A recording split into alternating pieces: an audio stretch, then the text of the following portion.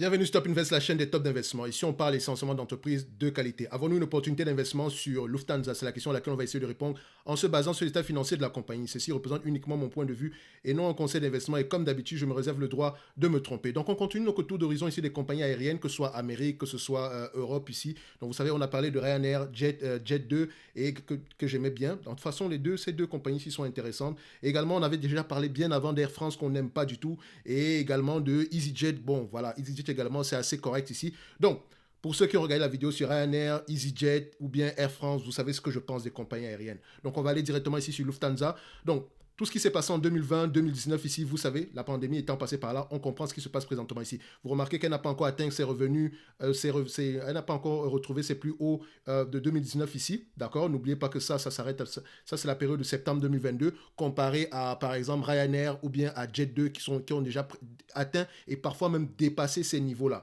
Donc, dites-vous que les compagnies, les locaux sont toujours les plus intéressantes, qu'importe la période ici, et privilégier les compagnies ici qui gagnent de l'argent. Donc, en termes de revenus, je vois ça comme ça, je dis ok, c'est parfait. Maintenant, en termes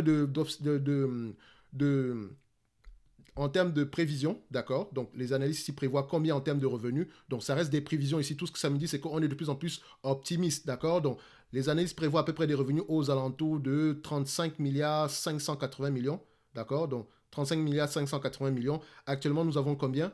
On est à 29, ça c'est en termes de prévision de 35 milliards 580, ok, donc je prends le 35 milliards 580, donc juste mettre comme ça sur ce graphique-ci, voilà, voilà. OK. Donc, 35 milliards 580. Donc, juste mettre le temps de fermer ceci. OK. Voilà. OK. Donc, 35 milliards 580. Je le mets ici. 35, 35,58. OK.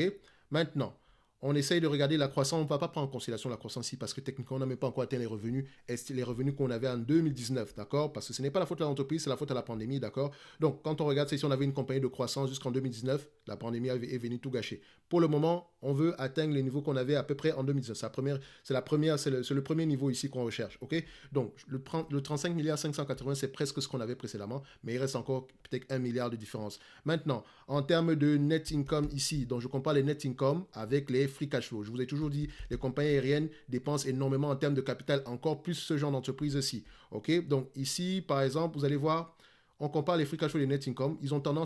Les net income ont tendance à représenter la rentabilité de cette entreprise-ci également, vu que ce sont des compagnies ici qui ont besoin de gros investissements en capital pour racheter des avions, etc., ou bien pour les louer. Donc ici, généralement, ça demande, voilà, comment on appelle ça? Il faut privilégier les compagnies qui s'autofinancent au maximum, ok? Donc, on regarde ici, les free cash flow ont tendance à être plus élevés que les net income. À partir de ce niveau-ci, on peut voir ici que, bon, on raconte à peu près parfois le même langage, d'accord? So, ce que je prends ici, je prends les net income, d'accord? En termes de marge, d'accord? Net income margin, je les prends sur les 12 derniers mois et je prends ici la médiane sur cette période-là. La médiane, ça me donne ici à peu près 2,58%, ok? 2,58% sur les 10 dernières années. C'est à peu près 3,40%, 3,40% ici. Et n'oubliez pas que cette période, à partir de 2014-2013, les plus hauts ici, c'est parce qu'on avait également un prix de la commodité à un niveau assez bas. D'accord? Donc, le 5%, est-ce qu'on va revenir à ce niveau-là? Je ne sais pas. De toutes les façons, quand on prend la marge ici, il ne suffit juste pas de dire que, OK, on a des marges de 3,4%. Il faut également regarder qu'est-ce que le management pense, quels sont les objectifs de marge pour le management et regarder s'il livre la marchandise. OK? Moi, je sais déjà qu'à partir d'ici, c'est le genre d'entreprise qui ne va pas m'intéresser du tout. OK? Déjà, on a des marges rikiki. Encore, on est dans une industrie assez, je dis bien assez, voilà, cyclique. Donc ici, les entreprises sont généralement des price takers. Donc, je n'ai pas de problème avec les marges d'une entreprise en particulier, mais ça dépend de l'industrie. Par exemple, si c'est la distribution, genre la distribution en gros, comme des entreprises comme McKesson, Cardinal Hill ou bien Amerisus Bergen, ça ne me dérange pas. Parce que c'est ici qu'il faut être le plus efficient possible. D'accord? Mais à ce niveau-ci, c'est compliqué. Je dis bien c'est compliqué. D'accord? Donc ici, je prends 3,4%. D'accord? Avec des pincettes. 3,4%. 3,4. Donc 3,4.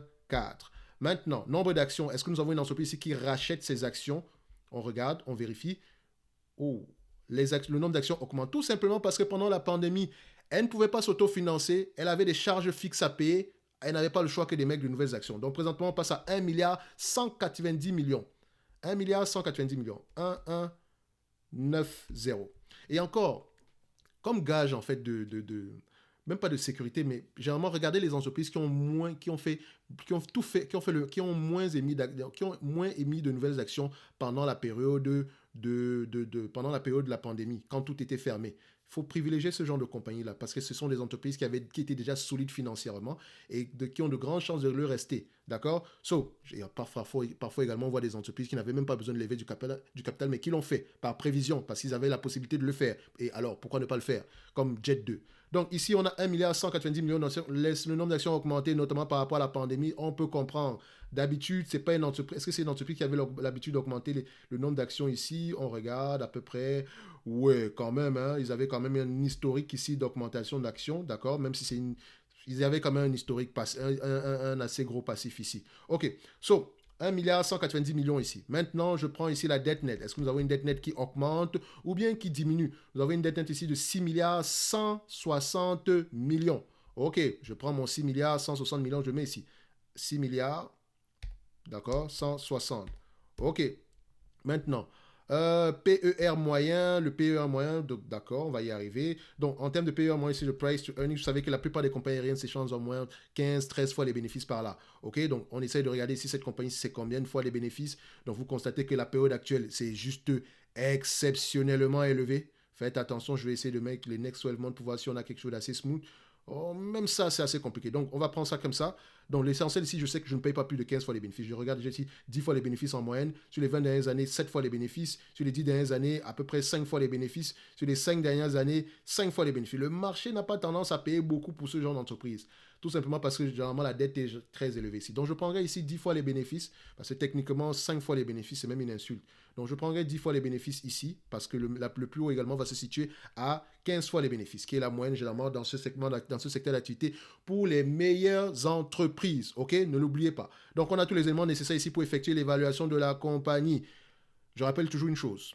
C'est toujours plaisant de voir un abonnement, un like. Je ne le demande jamais, mais ça fait toujours plaisir de le voir. Ok, donc abonnez-vous massivement, faites plaisir à la chaîne. Il y a beaucoup de vidéos ici et je pense que la plupart des vidéos ici pourraient vous aider au moins à pouvoir nourrir votre réflexion en termes d'évaluation au niveau des entreprises. D'accord? Donc ça fait toujours plaisir de voir des likes. Donc si tu es un habitué de la chaîne et que tu ne t'es jamais abonné, que tu n'as jamais liké la vidéo, ça fait toujours plaisir. Maintenant, je vais le rappeler à chaque fois. Donc, on passe à l'évaluation ici. Au niveau de l'évaluation, qu'est-ce qu'on fait? 35 milliards 580 millions, montant attendu, disons, en 2023, d'accord? Donc 35,58 multiplié par 3,40%, d'accord? On le met comme ça fait au total 1 milliard 200, 1 milliard 210, 1 milliard 209 comme vous voulez, multiplié par, disons, 10 fois les bénéfices, commençons par là, d'accord? 10 fois les bénéfices, divisé par le nombre d'actions, divisé par 1,19. D'accord? 1 milliard 190 millions. Ça donne ici au total 10 euros l'action. D'accord? Donc, à X10, sans prendre en considération la dette nette, on sera à 10 euros l'action. À X15, en prenant en considération un tout petit peu de dette, d'accord? Parce que je ne prendrai pas X10 et mettre encore la dette dessus, c'est abusé. OK? Donc, X15 égal. Maintenant, vous allez me poser la question, mais le marché n'a pas l'habitude de payer ceci parce que vous ne savez pas si le marché prend en considération la dette ou pas. C'est pour ça qu'il faut prendre toutes les entreprises, vous regardez la moyenne généralement, et vous allez vous rendre compte que la majorité des entreprises s'échangent à 15 fois les bénéfices, 15-13 fois les bénéfices. Donc quand une entreprise s'échange généralement à moins que 15-13 fois les bénéfices par là, ça veut dire que le marché prend généralement en considération déjà la dette. Faites attention. Donc ici, je me réserve toujours le droit de me tromper également. Donc maintenant, en termes de... On refait le même calcul maintenant avec 15 fois les bénéfices, moins la dette nette. On arrive ici, donc je reprends la moyenne. Donc où est-ce qu'on était? Où est-ce qu'on était tantôt? 0,03. Voilà. Donc 1 milliard 210, oui, 1 milliard 209,74, 1 milliard 210, multiplié par 15 fois les bénéfices, moins la dette nette. On a une dette nette de combien? 6 milliards 160, moins 660, d'accord? Ça nous donne au total 11 milliards 990, divisé par le nombre d'actions ici, à peu près combien? 1190. On se dirait ici qu'on tombe encore une fois aux alentours de 10 euros l'action. Donc vous voyez que ce n'est pas une erreur. Et vous commencez à voir que ce n'est pas pour rien que je prends en considération la dette. Jamais. D'accord? Je prends toujours en considération la dette. Et je sais également qu'à un certain niveau, je ne dois pas prendre en considération la dette. OK? So, 10 fois les bénéfices ici, d'accord? Ça fait 10 euros. À 15 fois les bénéfices, moins la dette nette, ça fait également 10 euros. Donc, je mets ici without debt, donc sans la dette. OK? Ça donne 10 euros. Ici, X15, ça fait également 10 euros. Donc, on se dira qu'en date d'aujourd'hui, l'entreprise est correctement évaluée. Correctement évaluée, ne prend pas en considération la dette. Maintenant, est-ce que ça veut dire que c'est une opportunité d'investissement? Franchement, à ce niveau, ça dépend vraiment du management de cette compagnie-ci. Parce qu'ici, présentement, si vous distribuez la totalité des free cash flow en dividendes, vous aurez un rendement aux alentours de, disons, 10%. Mais maintenant, est-ce que le management de cette entreprise est compétent? C'est très important. Quand je dis compétent, je veux voir qu'est-ce qu'ils vont faire avec l'argent qu'ils vont recevoir tantôt. Est-ce qu'ils vont décider de payer un dividende? Est-ce qu'ils vont décider de repayer la dette? Etc. D'accord? Le management en lui-même, le salaire est adossé sur quoi? Quel est le pourcentage de salaire adossé sur des éléments variables et adossé sur des éléments fixes? Est-ce qu'ils ont un objectif en termes de retour sur investissement des capitaux? Ce genre de choses-là, c'est important pour moi. Donc, je ne veux pas avoir un salaire de management qui est adossé sur la croissance du revenu sans prendre en considération un maintien des marges à un certain niveau. OK? So, ici, je constate que le niveau, voilà, là, on ne va même pas parler de dividendes parce que voilà, on n'en paye pas et il ne faut même pas payer de dividendes. En date d'aujourd'hui, voilà, cette compagnie-ci est correctement évaluée, d'accord? À 10 fois les bénéfices, ça prend en considération la dette. À 15 fois les bénéfices, ça prend également en considération la dette. Donc, on pourrait se dire qu'en date d'aujourd'hui, ça peut être intéressant de rentrer sur cette compagnie, mais s'il vous plaît, ne le faites juste pas du tout. Je pense qu'il y a de meilleures opportunités sur le marché. Comme je vous l'ai dit, j'ai fait une analyse ici du secteur en question en Europe. J'ai privilégié les entreprises qui, selon moi, étaient intéressantes. Et selon moi, en Europe, en date d'aujourd'hui, on a Ryanair, on a EasyJet, on a Jet2.